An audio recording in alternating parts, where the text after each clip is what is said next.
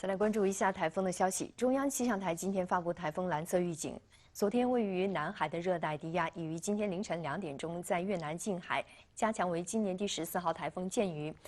而预计剑鱼将于明天上午到中午再次进入南海海域，逐渐向海南岛南部沿海靠近。在未来3天，海南岛大部、广东南部沿海将会有大雨或暴雨，局地大暴雨。此外，今年第13号台风玲玲今天早晨加强为强热带风暴级，预计将继续靠近台湾以东洋面，强度逐渐增强。